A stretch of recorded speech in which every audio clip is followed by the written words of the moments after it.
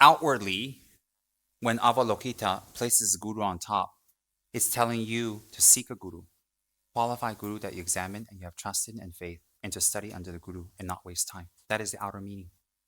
So it's not for you to lead you to Amitabha, it's to lead you to there is no enlightenment without instruction. Even the Buddha had a guru. All his previous lives had gurus. And you need to find a qualified person that you trust, that has the qualities that you can relate to, and to put yourselves under this person's wing and trust and learn the Dharma. So on an outward level, Avalokita is giving us that direct message. To develop compassion, you need to know how to, and that will come from a guru. A qualified guru. A qualified. Now that's the magic key. I'm not talking about me, I'm talking about qualified guru. All right?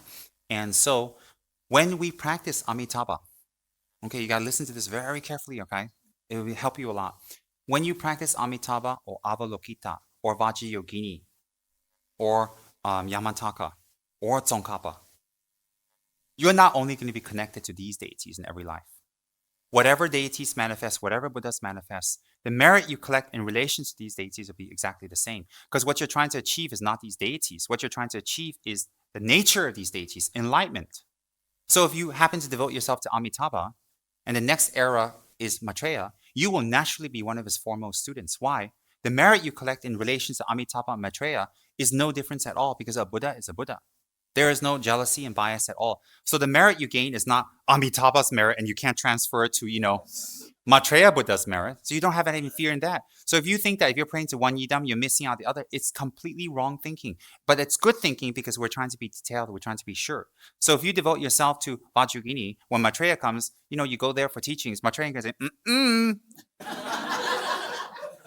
excuse me, you didn't give me any butter lamps and offerings last aeon. Out. You can stick with your little slut Buddha here with no clothes.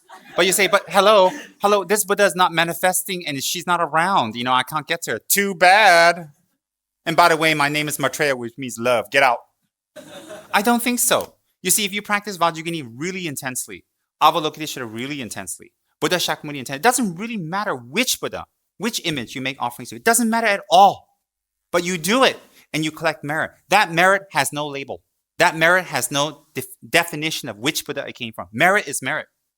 Example, if you got a great body, who knows which gym you went to? It doesn't matter, does it? So if you go to that gym, you have a great body. Then you go to another gym, you don't have a great body because you didn't go to that. No, a great body is a great body, whatever gym you go to. Doesn't that make sense? So similarly, if you devote yourself to one Buddha and you devote yourself one well, or one or two that you need very much, what happens is you collect merit. You collect a propensity to achieve the 6 paramitas, wisdom and compassion, skillful means, eradication of negative karma and habituation, purification of previous lives' negative karma, and a continuum or continuity to be connected to the Buddhas in the future. So this merit will automatically propel you. Let's say your guru is not a high living lama. He's a schmuck like me who's trying to practice and he knows a little bit Dharma and he cannot reincarnate. I don't have powers to reincarnate and I don't know where I'm going to go next. I do the visualization. When they screw me in the coffin and they throw me on the ground, I'm shivering too. That's why I'm requesting to be burned, But what's the difference? It's still as scary. And then my students will scatter my ashes all over the place. Like, oh, good luck. I hope that brings you some relics. Because if I'm not compassionate in life, in death, there's not going to be any relics and any ashes. It's just going to be something dusty, Nothing.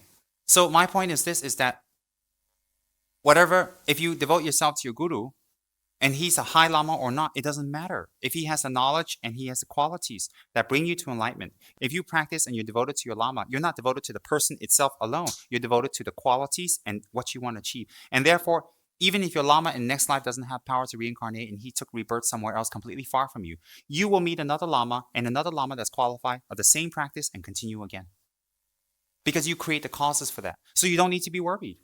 And when we pray in our prayers, may we meet our lama again, we will. Because the definitive energy of our lama is compassion, skill, and wisdom. So you will meet a lama with those qualities. That's the lama you want to meet. That's the lama you want. That's what you need. And in your next life, you're not even remember who your previous lama is unless you have some sort of awareness meditation, some level of meditation you want. So it doesn't really matter. So if you pray to Avalokiteshvara, when Maitreya appears, he's going to say, front seats for you. Front seat, compassion is compassion, merit is merit. The ticket is transferable.